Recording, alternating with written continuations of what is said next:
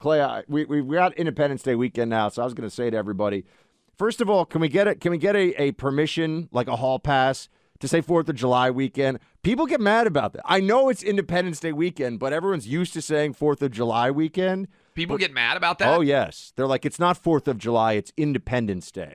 It's not quite as bad as calling a magazine a clip for when you're loading a rifle. That people get very mad about that. But the 4th of July weekend, a lot of people say that. I think we got to be okay with that. I want to hear what people's traditions are. So the number is 800-282-2882. What are you planning? Do you have any controversial July 4th plans, ideas, or theories, Clay? No. I love the 4th of July. I mean, like in how you celebrate, not like. Yeah, no, I'm thinking like, I know some people get upset about the bathing suit, like with the flag on it or something. Like some people are like anti the flag being used on bathing suits. You ever heard that? Really?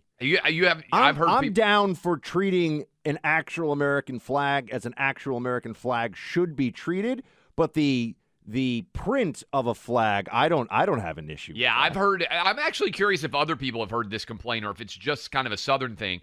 I am a big fan of the American flag bikini on July 4th. So, Clay that is Travis. one of my favorite traditions of the holiday. Well, a lot of times we're at the beach, so I'm at the beach right now.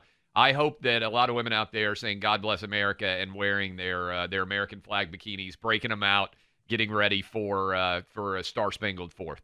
Well done, sir.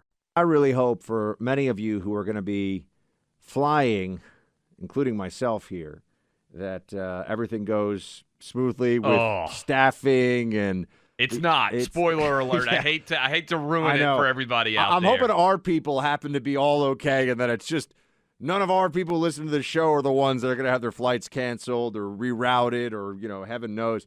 I feel like one of the worst ones these days is I think this happens now almost every time I fly, even when everything goes smoothly, waiting 30 minutes for a gate agent / team, whatever it is. So your plane is landed and stopped, but you're about 50 yards from being home free, and the pilot who comes on, I'm sorry, we're going to have to wait for about 30, 40 minutes here. Sorry, folks. And you're just sitting here It's infuriating to wait for a gate to open. In all seriousness, I know these January 6th investigations are never going to end, but we gave a lot of taxpayer money to airlines during COVID to try and make sure that the airlines didn't shut down. I want Congress to investigate what's going on with the airline industry right now. I mean this honestly. If they're going to be doing investigations, why is it that it feels as if every airline doesn't have enough employees? Is it related to COVID shots? Is it that there were suddenly just a lot of people who decided to leave, pilots and staff during COVID and have never come back? Why is it that the airline industry cannot function like it did pre-COVID? And I don't understand the argument that COVID would have really changed that much in terms of how their business is done. Does that make sense to you? I mean, does it – for a long time, I was willing to give airlines a pass because of all the ravaging of their industry that happened with COVID when there were a lot less flights and they were having to not use them. But how is that occurring now when we're at sort of feels like record travel levels? That's such a good question. I see that over 400 flights for this weekend have already been canceled. And this was as of, I think, this morning. And 1,700 were delayed. And I always have this thing in my mind where you can usually, when you get one delay, it might only be that, but once you get to delay number 2 and 3, now you're like in the Matrix and there's no escape. They're just going to keep you there as long as they want, and you'll be delayed for hours and hours. I spoke to Carrie's dad, who was the came on the show. Who's a retired Top Gun instructor. His role was he was actually like the playing the role of enemy fighter, trying to train the guys. Like, I think that's what he was. Again, I got it wrong. He was Viper. He was not Merlin. Right. Yes. Viper, not Merlin. Sorry about that one, guys.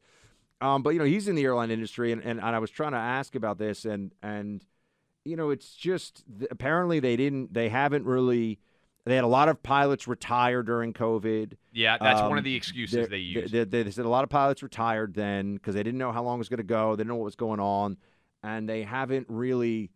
The pipeline takes a while to fill up, but I'm sure that's all true. But I also, why is it that Delta Airlines, for example, just to give one, Delta Airlines before the pandemic.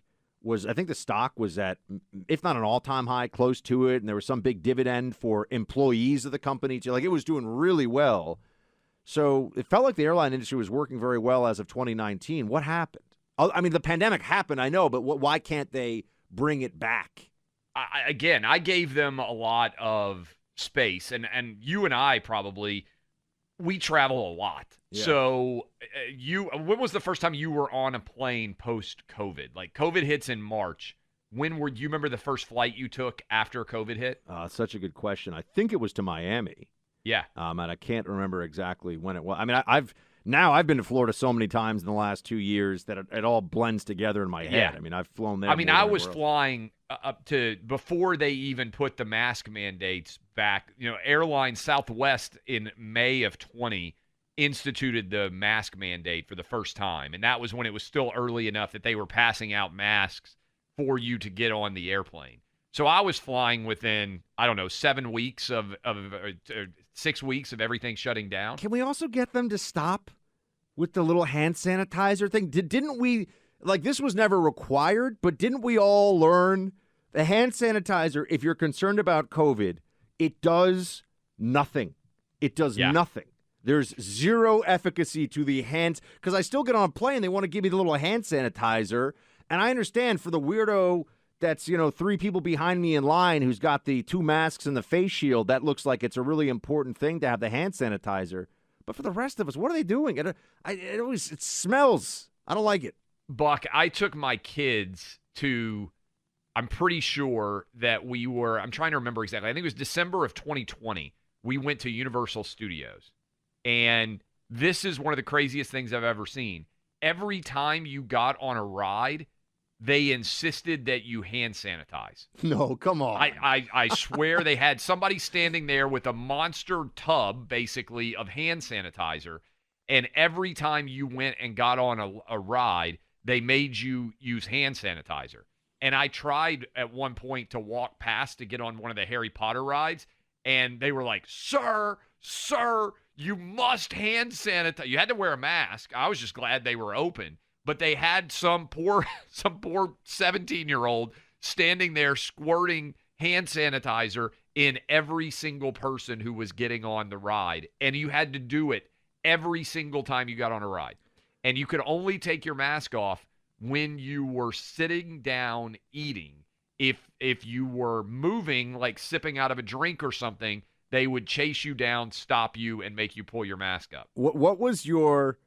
Do you have a memory of what your all-time, when you really thought during the entirety of the pandemic, with all the airline rules, everything, the moment for you that was the most, you've got to be bleeping kidding me? Well, so yes, because my wife was very nervous about it. We were on an airplane, and I could tell this is, I don't know, relatively early in COVID, probably like January, before we did the show together.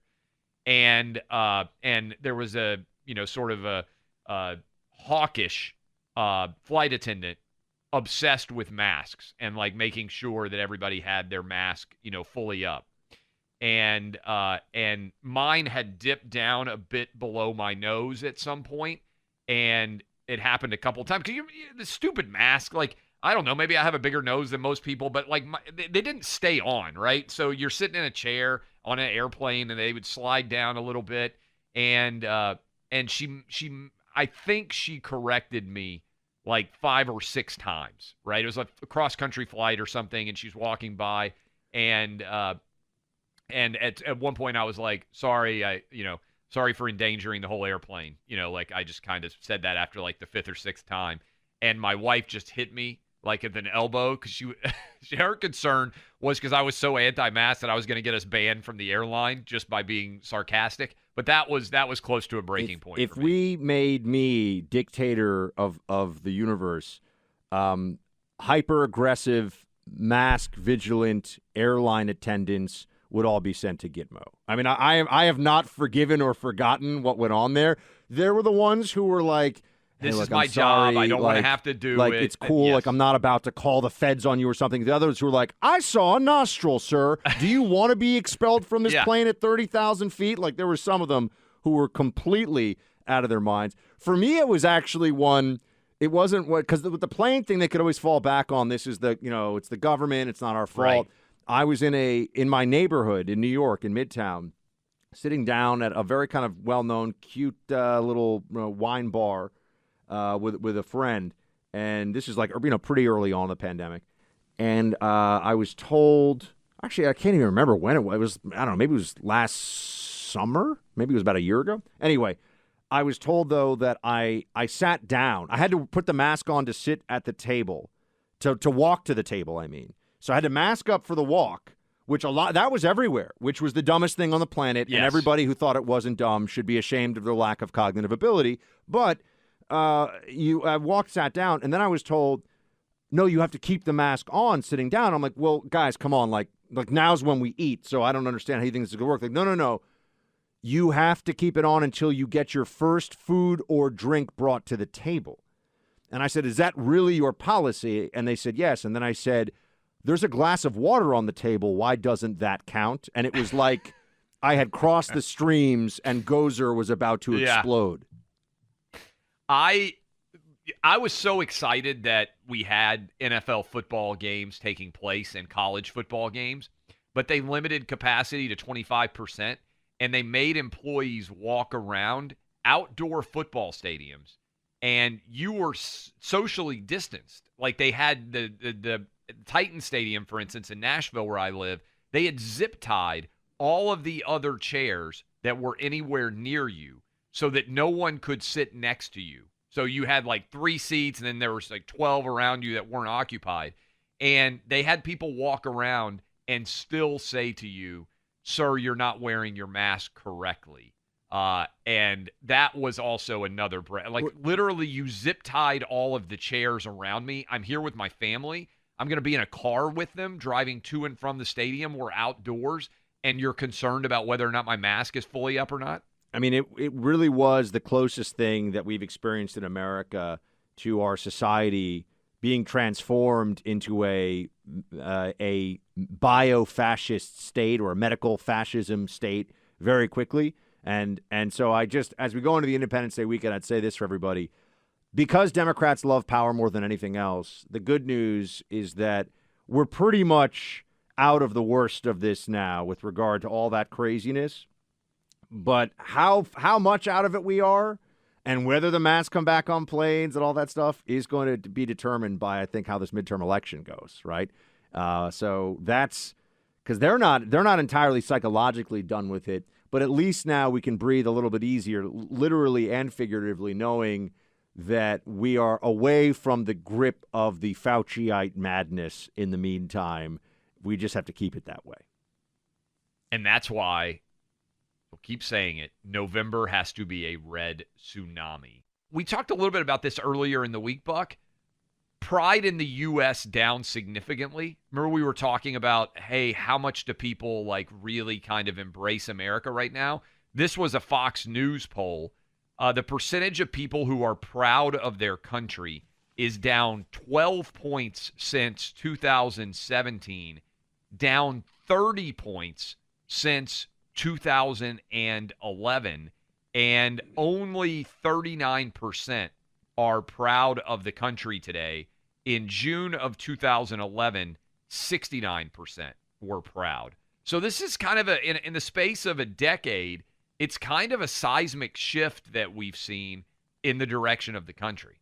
I think a big part of it is actually the changing of the narrative of our history that the media has engaged in, or I should say the focus on a particularly negative portrayal of America's history, right? The hyper focus on it, 1619 Project from the New York Times, but just many other parts of the media apparatus have tried to do everything they can to make it seem like America should be sorry. America should apologize, constantly be making amends for all the victimization that it has engaged in the past. And I kind of sit here and say, okay, I mean, there's some historical basis for the criticisms, obviously, of America, just like there's basis for the criticism of any country that has had existed for hundreds of years.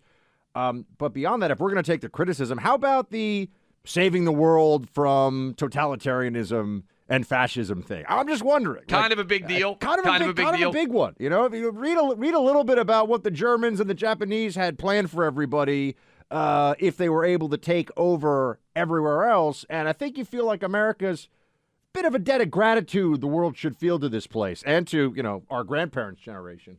I think also there's a general anger probably that's at a higher level than I've ever seen before. And you and I were talking about off air. Everything is bad in the Biden administration. It really does legitimately feel that way. I started off this morning, and one of the first tweets I saw was, it's the worst 6 months in the stock market since 1970. 52 years. Yeah. 52 years we have not seen. I'm sorry to bring that up for everybody out there who has been paying attention to their 401k or has investments, but 52 years. Many of our audience have not been born in an era where the stock market has been this bad to start off a year before. And so, we know the stock market is down effectively the whole time that Biden's there before we even get the inflation impact and everything else. It feels like every day in the Biden administration, there's something else going wrong. It's a car that has a flat tire, and the flat tire is throwing everything else in the car. And this is, I think, is part of why the frustration grows too, Clay. And we started out the show talking about this. Some of what is really making people upset, anxious, and feeling like they can't get ahead, gas prices, etc. Deep down, the people in charge in this Biden White House are like, sorry, it's the price of saving the planet and defending democracy. That's what they actually think. Yeah, and it's incredibly frustrating.